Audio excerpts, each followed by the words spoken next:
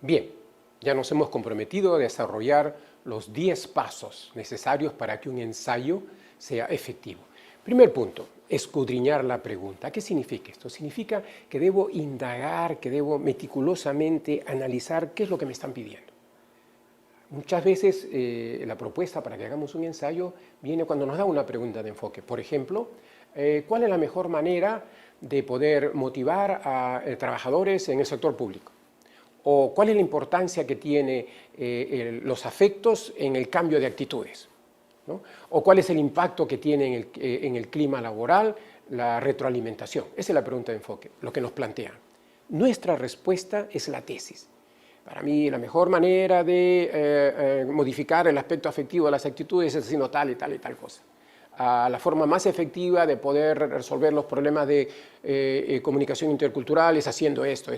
Esa es mi tesis, ¿no? Entonces, pero yo primero no debo responder la pregunta equivocada. Entonces, si me planteo una pregunta de enfoque, debo analizar cuidadosamente la pregunta de enfoque, ¿verdad? Bien, entonces debo disecar la manera de entender plenamente qué es lo que se me ha pedido que haga. Debo poder partir y decir exactamente qué se me ha pedido que haga. Esa es la importancia de este primer punto, para no comenzar a enfocarnos en resolver una pregunta que no nos han hecho o expandiéndonos más allá de lo que nos han pedido o al contrario, quedándonos cortos en cuanto a todo lo que nos han solicitado. Entonces, cualquier pregunta de enfoque va a contener dos ingredientes cruciales. O sea, yo debo analizar la pregunta de enfoque y sacar dos componentes. ¿Cuáles son? El contenido, sobre qué va a versar mi tesis y sobre qué va a versar por consiguiente mi ensayo. Y en segundo lugar, ¿en qué dirección? ¿En qué dirección lo voy a hacer? Expliquémonos un poco mejor. Por ejemplo, me dicen, las teorías explique usted, describe usted, indique las importancias de la teoría de MacGregor sobre los comportamientos de los trabajadores o las formas de valoración de una empresa. Supongamos que me digan, señale usted cuáles son para la pequeña empresa las mejores formas de valorización. O que me diga cuál es la importancia, el impacto que tiene la teoría de MacGregor sobre el comportamiento de trabajadores en el sector financiero. Entonces, en el primer caso era formas de valorización de una empresa, en el segundo la teoría de MacGregor. Eso me va dando el contenido sobre qué va a versar mi ensayo. Pero la dirección es aquellos verbos importantes que me dicen analice, explique, discuta, describa, identifique, proponga. Esa es la dirección. Son uno o más verbos que son las palabras direccionales que me indican qué hacer con el contenido, hasta dónde debo llegar. ¿Ok? Bien, por ejemplo, veamos un ejemplo. La diversidad de las personas y culturas en el puesto de trabajo se reconoce hoy en día que es un importante componente en las organizaciones, especialmente en nuestro país que está creciendo. Nos están planteando la pregunta de enfoque. Y ahora viene ya propiamente. ¿Qué problemas de comunicación podrían surgir en un lugar de trabajo culturalmente diverso y cómo los gerentes podrían manejarlos de la mejor manera? Esa es la pregunta de enfoque que nos plantean. ¿Qué problemas de comunicación podrían surgir en un lugar de trabajo culturalmente diverso y cómo los gerentes podrían manejarla de la mejor manera? Vamos a estudiarla, vamos a escudriñar la pregunta y a sacarle cuál es el contenido, sobre qué tema o temas voy a hablar y en qué dirección.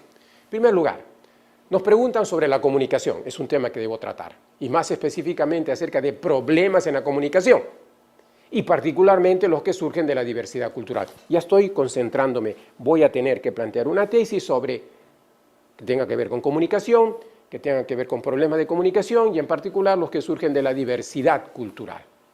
Escribiremos sobre los problemas que podrían surgir, identificar y quizás brevemente bosquejar las clases de problemas, pero no voy a examinarlas, no voy a analizarlas todas, porque me dice, hable de los problemas en la comunicación y particularmente los que surgen de la diversidad cultural. No voy a hablar de todos los problemas de la comunicación. Entonces noten cómo voy enfocándome hacia el tema específico del cual le voy a hablar.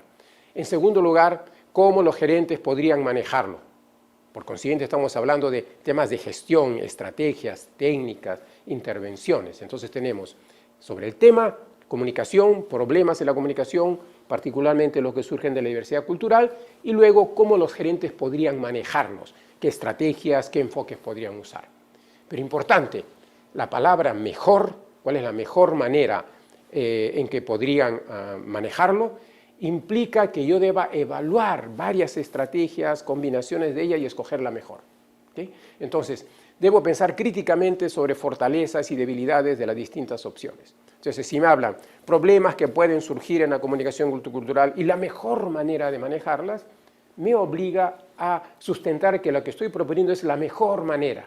Entonces, esos adverbios son importantes porque me señalan qué se espera de mi ensayo. Entonces, buscaremos, para este ejemplo, buscaremos información relevante, tanto sobre comunicación como gestión. Son dos temas, comunicación y cómo gestionar los problemas. Luego, en la primera parte, voy a quizás bosquejar los principales problemas de comunicación. Esto no va a ser la parte principal de mi ensayo, quizás sea la tercera parte. En la segunda parte, hago mucho más que reportar, describir opciones de gestión, sino más bien evalúo ventajas y desventajas de cada estrategia gerencial y hacer un convincente argumento de lo que vaya yo a recomendar. Investigaremos todas las posibles estrategias que un gerente puede usar para resolver esos problemas y pensar cuidadosamente para recomendar la mejor estrategia. Entonces, eso sería seguramente la segunda parte, ¿no? Bien, entonces, escudriñar la pregunta de enfoque tiene las siguientes necesidades. En primer lugar, sobre qué tema o temas voy a hablar y en qué dirección.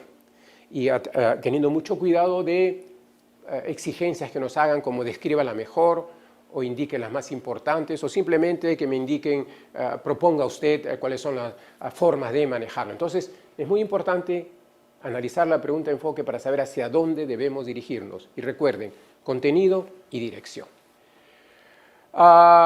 Nosotros podemos también, pasando ahora a la segunda punto, que es lanzar las ideas. Recuerden, el primer punto es escudriñar la pregunta de enfoque. Segundo, lanzar las ideas. ¿Qué significa? Significa que una vez que ya he reflexionado sobre la pregunta de enfoque, sobre el contenido, sobre la dirección, saco todo lo que sé sobre el tema. Sin leer nada, me pongo a escribir todo lo que sé sobre el tema, mis preocupaciones, las ideas que pueden surgir, hacer un poco de tormenta de ideas y estar seguro de que estoy más o menos cubriendo todos los aspectos relevantes al tema en lo que yo sé previamente, ¿no? Luego comienzo a analizar, selecciono lo que me parece más importante y puedo inclusive organizarme a través de mapas conceptuales. He presentado acá un ejemplo de un mapa conceptual, ustedes lo podrán analizar. Un mapa conceptual me permite unir conceptos a través de vínculos. Cada figura, cada cuadrilátero, por llamar así, cada rectángulo es un concepto y están unidos a través de proposiciones. Elementos de este tipo me pueden ayudar a documentar lo que sé sobre un tema, ¿no? Acá presento otro igualmente sobre comportamiento organizacional. Entonces, estos son ayudas, instrumentos que me permiten organizar lo que yo estoy pensando acerca de un tema.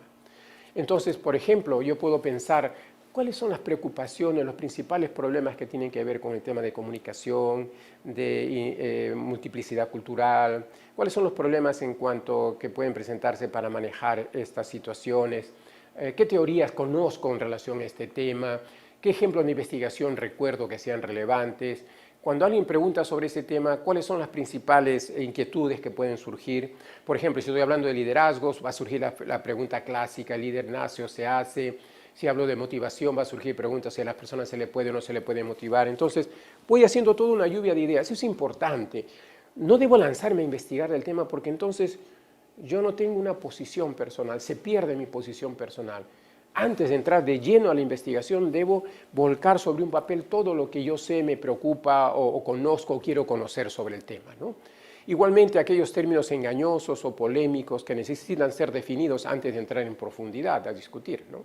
Por ejemplo, en el tema del liderazgo, lo importante muchas veces es definir, ¿tu propuesta de liderazgo incluye aspectos morales o no los incluye? Si los incluye, entonces la investigación va por un lado. Si no los incluye, la investigación puede ir por otro lado. Bien, todavía no estoy pensando en cómo va a ser el ensayo, me estoy simplemente concentrando en identificar todos los posibles ángulos de discusión, todas las posibles aristas que pueden haber al atacar este tema. Y me deja abierto a las opciones más interesantes. Entonces, porque si yo me voy directamente a investigar sobre el tema, quizás muy prontamente me amarre a un aspecto, a un punto de vista que quizás no es el más productivo. Luego recién, una vez que ya, repito, hemos analizado la pregunta de enfoque, contenido, dirección, he volcado todas mis ideas, todas mis inquietudes, todo lo que sé, quizás leer algún artículo seminal, importante, alguna obra, quizás, pero sobre todo volcar mis ideas de manera organizada, recién comienzo a investigar. Justamente luego de haber pensado en todas las facetas, luego de haber identificado todas las preguntas que tendría que responder, esta es la parte más laboriosa y crítica.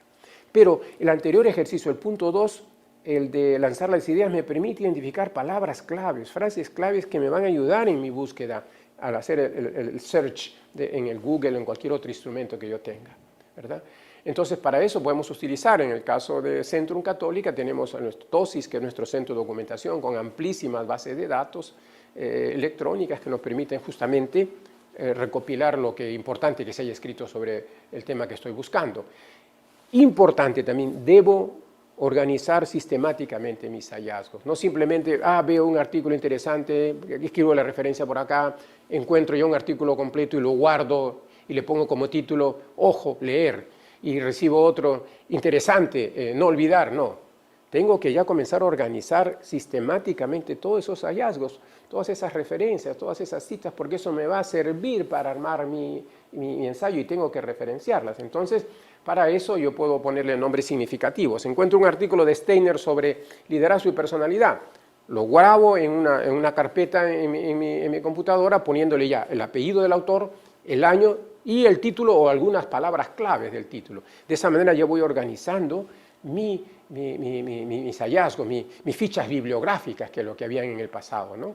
O también, puedo tener un archivo Excel con información, mira, autor, año, título, conceptos claves que presenta, qué prioridad tengo, alguna idea para usarla posteriormente. Igualmente, si quiero hacer mucho más a fondo, hay software especializado para esto. Por ejemplo, EndNotes, Wallpaper Maker, que me permite con mucha facilidad archivar el artículo, ponerle palabras claves, me arma las referencias, puedo hacer búsquedas por muchos elementos, si es que yo quiero hacer ya un trabajo sostenido en el tiempo, y sería recomendable analizar esas herramientas también. Una regla que no ha sido probada, pero es una regla, una sugerencia es, en el ensayo, por cada página del ensayo, por lo menos yo debía haber leído 5 referencias. Si mi ensayo va a tener 5 páginas, por lo menos debo leerme 25 artículos. No es posible hacer un ensayo de 5 páginas leyéndome 2 artículos o utilizando un solo libro de un autor. Eso no es un ensayo realmente. Un ensayo requiere aportar conocimiento a través de recolectar y articular información de otros, ¿verdad?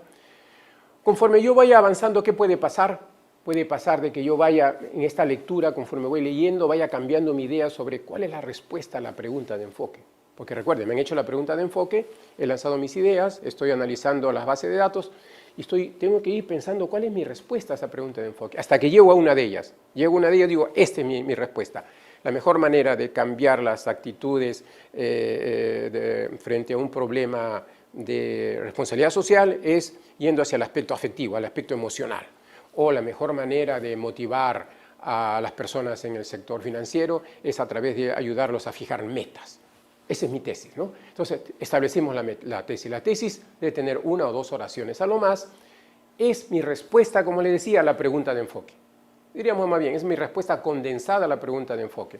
¿Cuál va a ser la respuesta expandida? Cuando yo desarrolle todo el argumento. Entonces, ahora, una tesis no es parafrasear la misma pregunta del ensayo. Si alguien me dice cuál es la mejor manera de motivar a las personas en el sector financiero, yo no voy a decir mi tesis analizará cuál es la mejor forma de motivar a las personas en el sector financiero. Esa no es una tesis. Mi tesis examinará, describirá, analizará. No, nunca hay en una tesis palabras como examinará, describirá, analizará, sino la tesis va directamente a dar la respuesta. Entonces, mi tesis puede ser la mejor forma de motivar, como les decía, a los trabajadores en el sector financiero es ayudarles a definir metas en los aspectos laborales, financieros, etcétera, etcétera. Esa es mi respuesta concreta, ¿verdad? Entonces, es una afirmación que yo me comprometo a lo largo del ensayo sustentarla con evidencias académicas. Por ejemplo, no poner este ensayo va a explorar cuál es la mejor forma de cambiar las actitudes, no, sino diría este ensayo describirá los principales problemas de comunicación que surgen en los lugares de trabajo culturalmente diversos, enfocándose en 2 de los más comunes, los de género y los de lenguaje corporal. Esa es la parte introductoria. Después de examinar las causas, se evaluará un conjunto de estrategias gerenciales para manejarlas y sugerirá que una combinación de entrenamiento y una mayor atención a las características de la cultura organizacional son el mejor enfoque. Noten que plantea la temática de la pregunta de enfoque y ya plantea la respuesta. Ahora, lo que viene es ya responsabilidad mía sustentar que esta es la mejor respuesta, pero desde el inicio yo doy la respuesta a la pregunta de enfoque, que en este caso es, sugerirá que una combinación de entrenamiento y una mayor atención a las características de la cultura organizacional es el mejor enfoque. Entonces, esa es una tesis. Bien, entonces, habiendo concluido esta parte, tenemos hemos analizado bien la pregunta de enfoque, hemos lanzado nuestras ideas sobre el tema, hemos encontrado material a través de nuestra laboriosa búsqueda en base de datos y a través de eso nos hemos formado una idea de cuál es la respuesta. Y esa es nuestra tesis, que es la que vamos a plantear y a sustentar en los pasos que siguen. ¿Okay?